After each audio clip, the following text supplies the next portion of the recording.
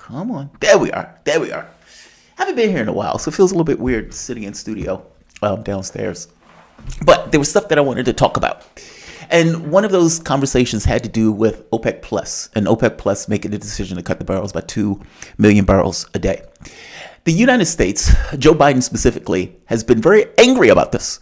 Now, the U.S.'s standpoint is they're helping Russia.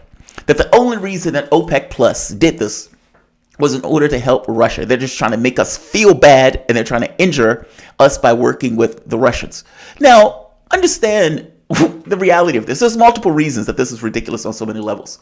When Joe Biden got into office, what did Joe Biden do?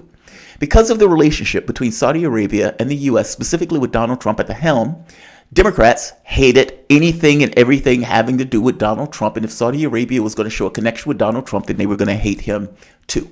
So MBS and Trump, they're thick as thieves. Joe Biden comes in, I'm going to ostracize MBS. I'm going to ostracize Saudi Arabia as a pariah nation. And on top of trying to ostracize him, calls his dad, when he first gets in office, to make that point that much more clear. Almost as if Saudi Arabia is a client state of the United States, and Joe Biden can do whatever he wants, and Saudi Arabia is basically still stuck with the U.S. Doesn't work that way in practice.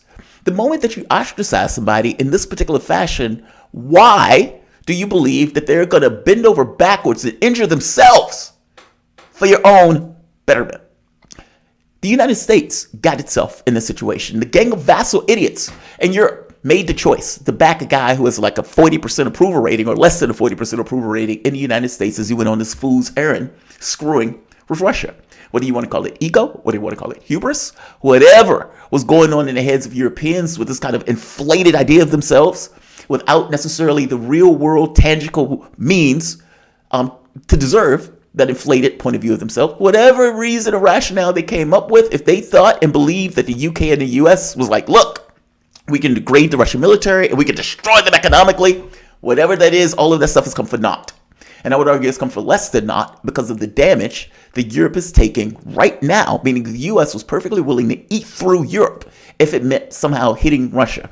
And they failed in all of it, with the exception of one thing. They did eat through Europe.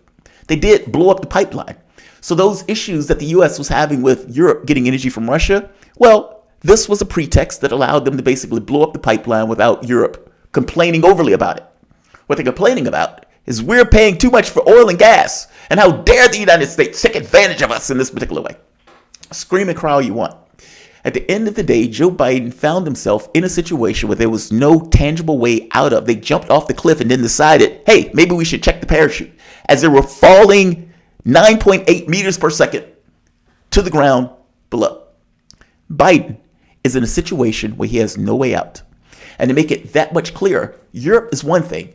It's one thing for Europe to be completely independent, relied upon the United States, despite the fact that the United States can't supply the energy that it needs. That's one point. But there's another point where, from the standpoint of the U.S., we would rather have Europe dependent on us than not. That doesn't mean that Biden still didn't want to be able to get the energy necessary in order to, let's say, supply and fill the coffers. Here's the thing. It's not about OPEC Plus joining in with Russia on this. It's not that. The issue for Joe Biden that he has more than anything else is I need to get to the midterms, and I need to get through the midterms in a way where gas is not going through the roof. Meaning, if the American public is going to the midterms and gas is $7 in California or $5 in Virginia, and all of them know that Joe Biden went on to this geopolitical escapade, even if they accept the propaganda that comes out from the standpoint of Ukraine, will they accept that propaganda and also believe that they should take the dramatic hit in either gas or, for that matter, the price of food? And by the way, the inflation numbers that came out, where inflation still went through the roof, meaning Powell is trying to constrain the money supply, which is going to be cutting of jobs. They're talking about hundreds of thousands of jobs being lost at the first quarter and going into next year. And that is while simultaneously the cost of food, energy, and pretty much everything else going through the roof. So if the president of the United States created a situation whereby the American people are being hit and dramatically negatively impacted by it, Biden is going to be held responsible regardless of what they use as argumentation of why it should be okay for you to be paying $7 for gas if you're in California, or for the amount of food when you're buying French fries to be that much more expensive than you were typically paying for. Biden's fault. He got us into this. The catch is that Biden wanted Saudi Arabia to put off the choice, or OPEC. It's not just Saudi Arabia. There are multiple nations associated with it, even though they're focusing on Saudi Arabia.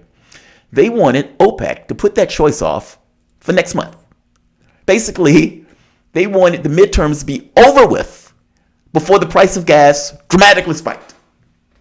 Meaning, why do you think he was putting out the fuel reserves? He was doing that because he was trying to keep the price down, because that's one of the most direct ways that the American public is hit with a tax. And oftentimes, depending upon the party in power, especially in this situation where they've wed themselves so tightly to Ukraine, whether they say it or they don't, the American public knows, or at the very least believes, that Joe Biden's actions are directly related to what people are paying for food and energy costs and dramatic spikes. Europe, dramatically worse. Dramatically worse. But if the U.S. is losing 100,000 jobs a month, or if they're losing or paying this much money for gas, who will they blame? And that's where this comes in. That's what Joe Biden is angry about. All things being equal, he wanted them to put off the effects of his actions, a geopolitical sense, off until after the midterms. They believe that they had some level of chance to hold on to either the House or the Senate, and any percentage points that cuts away from that potential makes their chances worse. He wanted the people to get hit with those energy costs after they made the choice to vote for either Democrats or Republicans in office. It's not about this notion of geopolitical influence. It's not that. It's purely based on domestic factors. Yes, there's the geopolitical aspect of it where they want to try to get gas and everything to Europe. And they can sell that at a dramatically inflated price just because Europe is paying more for worse product. But from Biden's standpoint, this is about domestic politics. If the Democrats has any chance at all, those chances are hurt and weakened if there's a belief that Joe Biden did something or caused something that increased the price of fuel, energy, and for that matter, inflation, which is why they keep saying it's Putin's fault, despite the fact that the United States and NATO are the ones that initiated this. Nobody forced the gang of idiots in Europe to work with the U.S. to expand NATO. Understand, from the U.S. policy point of view, there was never supposed to be another entity like the Soviet Union that ever could rival the power of the United States. And so policy at this point has been encirclement, undermining, destroying, and for that matter, preventing anything from taking place. And on its best day, if they eat their Wheaties, to maybe overthrow the government of Russia itself, where they can carve up that territory into multiple territories, or at the very least, undermine it as a geopolitical power for that region, or for that matter, the world. What they didn't grasp, based on their own hubris, based on their own inflated sense of ego and inflated sense of their own capabilities and competence, that they were what is considered to be Europe today is totally and completely dependent upon cheap energy from Russia, cheap food from the standpoint of wheat and grain and those type of products, and for that matter, products from China. They believe that their own capabilities were the things that was allowing Europe to be what Europe was, not that it was able to get those products at a reliable and cheap price. Think of how stupid this is. You are entirely related or tangibly connected to Russia, meaning your context of the world is entirely related to fuel and goods that you can get from these other economies in these other countries. And despite that being completely and radically true, I don't even think how that can be argued at this point. You still decide to get into an economic war and a real war with this belief that Russia is supposed to supply you with a product that would allow you to go and give money to Ukrainians and weapons in order to kill Russians. I have no idea why they thought that Russia was going to do that. More to the point, they believed they could do anything that they wanted, meaning from the standpoint, we're going to have this economic war, but we're not going to include oil and gas. And Russia was just going to say, okay, you can steal our money. You can continue to get the product that you're not paying for. Why would they do that? And before you tether yourself, where you are literally going to give money, weapons, materials, logistics in order to kill other Russians, that they are going to continue in this exchange. Yes, Putin has said, if you want oil and gas, you can turn on the pipes. Well, the U.S. blew up the pipes. And so now they're talking about a deal with Turkey that would allow, let's say, additional inventory or an additional means of getting that gas to those countries based with products that are being built in Turkey itself. All I'm saying here is they chose this action. They chose to expand NATO. All of them understood that this was a red line. They chose to not fulfill the Minsk agreements. This is after Joe Biden basically made that allegory about holding $1 billion over Ukraine's head in order to force their behavior to give it a prosecutor that was investigating his son at bereavement. They chose that. And on top of that, and my point is saying that is, Ukraine was a submissive, corrupt government. And that submissive, corrupt government lived on the breath that was breathed by the United States. If the U.S. wanted them to fulfill the Minsk agreements, they would have fulfilled the Minsk agreements. The U.S. and Europe had no interest in doing that. And fact of the matter is that the Donetsk republics that have been taken away from Ukraine now would have still been under the auspices of the Ukraine. They chose to do this. All of these things were actions that the U.S. and Europe went along with them taking.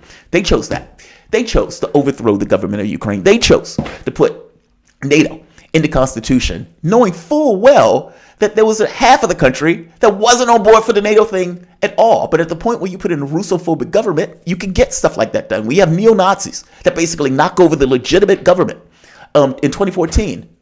What do you expect in this situation? Do you expect, are these things escalations, or are these things a way of trying to, get along to get along? They were escalations. The entire point of this was to undermine and undercut Russia. Europe was just stupid enough to go along with it, not realizing how tethered and how necessary Russia was for their countries to propagate in the way that their countries were propagating. If you're the US, understood, right? If you're Europe, you're a bunch of idiots. You're a bunch of idiots. Saudi Arabia, or for the matter, OPEC Plus, there may be two things that are going on here. In one sense, from the standpoint of OPEC, the idea that the United States is going to use its sanction powers in order to undercut the price of oil and gas is a non-starter. If OPEC defines that their capabilities and their powers are basically control the price of oil and gas, then they're going to take it as a jump of the shark, a massive jump of the shark, for the U.S. to get involved and say, well, hey, because we started this geopolitical crisis around the globe that is adversely affecting the U.S. and Europe, we need the prices of oil and gas to be much cheaper. So we are going to use our sanction mechanisms to override what OPEC said no. And to make it that much more dramatically clear, we're going to cut it by 2 million barrels a day going forward. We are not going to allow the price of oil and gas to drop.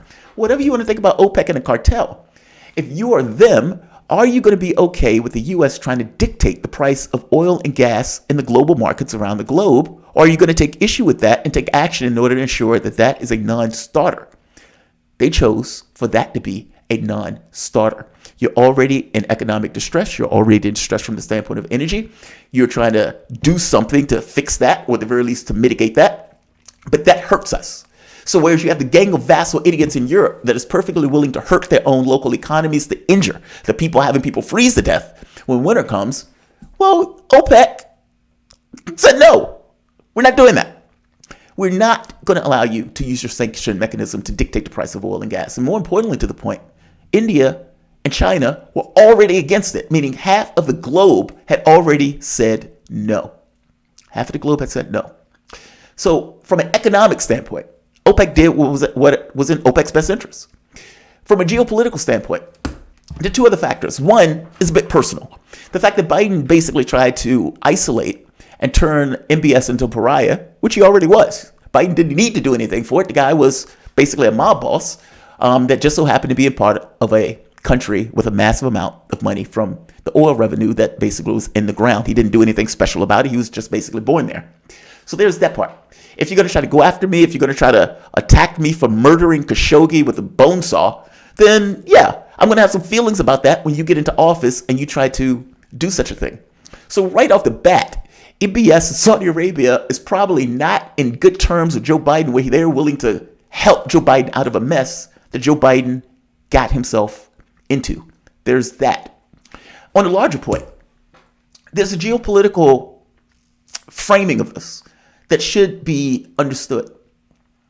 The US and Europe have basically ran the globe, 11% from the standpoint of population, but the most dominant in the standpoint of money, materials, and the capabilities of either overthrowing governments, or for that part, dictating terms to various governments around the globe.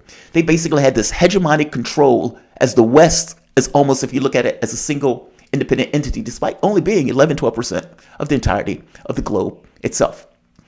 Is it possible that other countries, either countries that are joining BRICS or trying to get into BRICS, countries trying to get into Belt and Road, countries that are trying to get into Shanghai Cooperation Agreement, is it possible that these countries are sick and tired of the West dictating terms to them and taking certain actions that are against those other countries' best interests? Whether that's the financial strength of the dollar, whether that's the way that the West knocks over governments where they don't particularly like governments. Look at what they did to Ukraine. The democratically elected government of Ukraine in 2014 by Yanukovych was elected by the West, Ukrainians, and by the East, the ethnic Russian Ukrainians. And at the point where Yanukovych is overthrown in 2014, you get the situation where neo-Nazis find themselves into the Ukrainian military. They put NATO in the constitution, and they open up a campaign of terror against the Eastern Russian or ethnic Russian Ukrainians in the East. Now, the West never talks about that. They never talk about 14,000 ethnic Russian Ukrainians dying as a result of the Ukrainian military. Basically, Ukraine killing other Ukrainians because of their ethnicity. They don't talk about that in the West. We don't consider those people to be real people. But the reality of it is they are real people. They do make up basically half of the country. When Zelensky was elected, at this point, the after coup governments, meaning every government that came after that was basically after the coup government, he was elected by people in the East and by the West.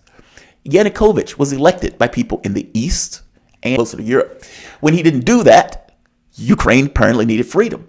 The point that I'm making here is that the democratically elected government that was elected by ethnic Russian Ukrainians in the East and Ukrainians in the West put Yanukovych in that office. The fact that Europe didn't necessarily like the tenor, or the U.S. didn't like the tenor of Ukraine, was irrelevant to the process. It was a legitimate government. Ukraine, if indeed was a sovereign country, then the idea that you're going to overthrow that sovereign country is utterly and entirely deplorable. And I'm making the point that this has everything to do with the world as we see it and the world that we're engaging right now. We didn't care that there was a sovereign government. We just overthrew it because we didn't necessarily like the government's closeness to Russia. I'm making the point that the world and the rest of the world understands, whether the populations in Europe and the populations in the U.S. understand the level of sociopathy that's associated with the way these governments act. Meaning, think of the governments that the United States overthrown. Think of the colonies that all of these places in Europe basically ran roughshod over and stole and took resources from, not to mention injuring the local populations themselves as they did that. Even if you want to go to Honduras, even if you want to go to South America, you can find one government after the next that we basically overthrown. And now, when Europe and the U.S. find themselves in dire straits as a result of jumping the shark of their own capabilities, their own physical, or for that matter, intellectual capabilities, now they're looking for the rest of the world to come to their aid and come to their rescue to somehow save them for the situation that they found themselves in. Why would they do that? There's a reason that 3/4 of the world basically stayed out of this. And if you're looking for Saudi Arabia, if you're looking for some of these other countries to basically help you out of this, maybe they don't want to get involved. The point that I'm making here is the U.S. has hegemonic control on some level because of the dominance of the dollar. Europe has basically gone along and chained themselves to the fate of the United States. Okay, fair enough. What happens when you guys get into a situation where you need the rest of the world to help you out and have this weird belief that they're supposed to injure themselves in order to help you? I'm saying that belief is illusionary thinking. It's nonsense. You may get the gang of idiots in Europe to do it. The rest of the world, considering the way you've treated the rest of the world, is not. They're going to leave you to your own devices to find yourself out of the situation with hopes that there's going to be a hegemonic shift in the organization of power around this globe. And that organizational shift is going to be more from the standpoint of nations being sovereign, or for that matter, of nations having this kind of new economics that is not necessarily entirely and completely controlled by the United States. The moment that Saudi Arabia or any of these countries see how the U.S. behaved using the dollar as a weapon, those countries will want to get out of that particular assault. Meaning they're looking for something new as a direct result of the behavior of the United States and the West as they basically had control of the globe for the last 50, 60 years after the Second World War. The world is looking for something different.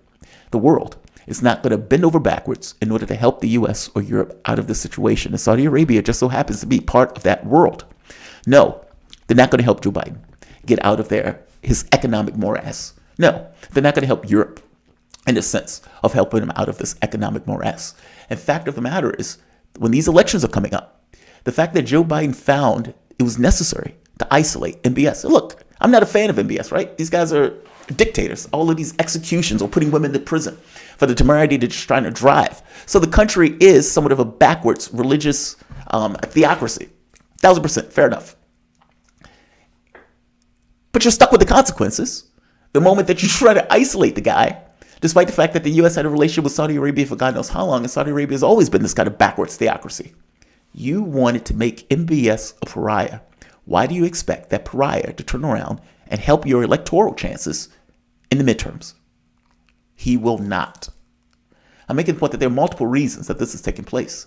Saudi Arabia put out a statement basically repudiating this idea that they were basically working with Russia to do it, and said this was purely based on economic concerns. Economic concerns was probably the largest part of it, but I suspect there are multiple reasons, as the reasons that I've stated, geopolitical and personal, that also go along with that. All things being equal, all they need to be able to show is the price of fuel is going down. We don't like the fact that it's going down. It adversely affects us, so we're going to take action. Now, you might have had, if you had good terms, maybe they would push this decision off for a month. Maybe. But you're not on good terms. And all things being equal, Saudi Arabia is looking for other options. China has been investing billions of dollars in Saudi Arabia at this point. They even talked about the petro-yuan, which gets across this kind of undermining of the dollar and the petrodollar. I'm making the point of saying the world and the hegemonic order of this world is changing. And the issue with Ukraine is not just purely and entirely about Ukraine. It's about geopolitical and global order. And that is an order from the standpoint of the West that is slipping, and they know it is. And these actions that they're taking, provocative, like blowing up a pipeline, insane, like basically putting a Russophobic government on the border of Russia, all of these things are a direct result of hubris. And at this point, you got to live through the consequences of that hubris. I'm going to end this here. I'm going to say like, I'm going to say share, and I am going to say subscribe. Thanks all. Have a good one.